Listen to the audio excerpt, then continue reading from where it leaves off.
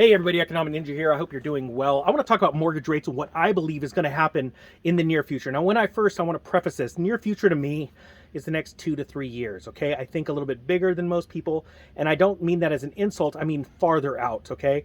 I say that the farther you go back into history is the farther you can see into the future. And when it comes to mortgage rates historically, I believe that we have a really big problem on our hands, but actually it's not a problem, it's a blessing. All right, so first off, I'm a little out of breath because I just hustled over here and a buddy wanted to watch me make a YouTube and he asked me, like, do you use notes? How do you do it? How's your creative process? And I was watching a conversation between him and another coworker and they were talking about how hard it is to buy real estate these days. So one coworker was talking to my buddy, and my buddy, you know, he has been with me. We've known each other for about 22 years. Ever since I started flipping homes, he was helping me with some of the home flips, and he turned into a home flipper himself and has been just crushing it lately. And so I've been trying to talk him into doing a YouTube channel. We'll see what happens there. I digress. So let's talk about the mortgage rates. So in the last 60 days to 4 months ago, we have seen an absolute explosion in the rates for mortgages. We've seen the 30-year go from about 3% to just the other day touching 4.25%.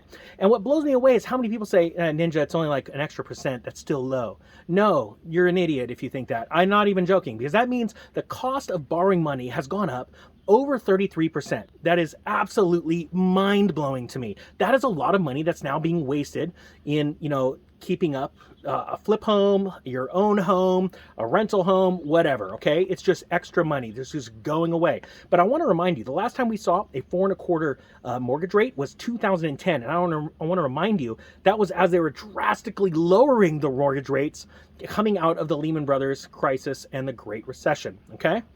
I believe that mortgage rates are going over 20%, and I'm going to tell you why.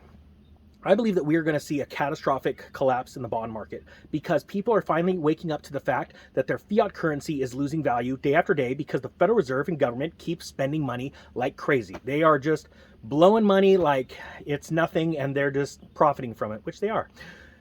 I believe that the bond market's going to collapse and we're going to see a spike in rates. We actually got very close to it when we saw the interbank lending rate in September of 2019 spike to 12.5%. That is massive. Comparing it to 9/11 at 6.25% and the Lehman Brothers collapse at 6.5% of 6.75%. To say 12.5 is bigger is an understatement, all right?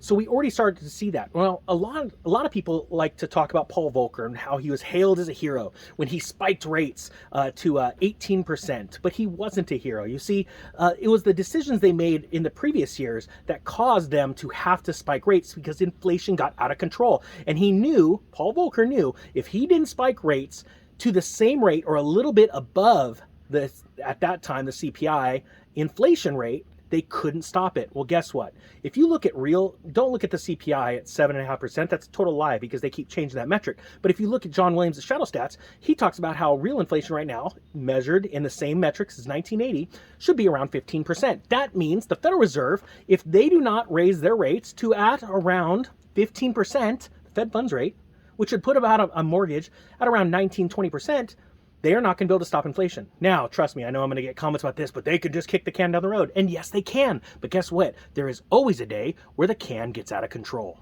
The snowball turns into a glacier that's falling down a hill and crashing on everybody. And it is going to happen. That is absolutely certain. If you think it's not going to happen, then you should go buy some real estate. And actually, I've got an island in Alaska that you should buy, and it's all made out of sand. And I'm joking, it doesn't even exist. Point being is that it was going to crash and rates are going to have to go much, much higher. But that's the good news. See, I would rather buy real estate when interest rates are 10 and 20% because why? The price of the real estate has to collapse to come down to meet the average person's monthly salary. That's what happens when interest rates go up. Home prices come down because home prices can only sustain about 1/2 to 2/3 of the average income of any given community. If it wasn't, people couldn't buy a house and afford homes. And I know what someone else is going to say. But there's BlackRock and they're just so big, they're going to keep buying. Well, guess what? They used to say that about Lehman Brothers. They used to say that stuff about Enron. They used to say it about Solyndra. Guys, I'm just naming off companies that don't exist anymore. But at one point, they're the biggest in their field. Point being is that everything gets big and then everything pops. It's a bubble. And yes, they can blow the bubble up bigger. Stop whining and just enjoy it and buy more gold, silver, and Bitcoin and keep crushing it until the day it crashes and then buy up everybody's stuff. Gosh, I hope you got something out of this more than just a rant. But I wanted to show my buddy how I make a YouTube. You can hear him laughing in the background. With that being said, guys, the Economic Ninja is out.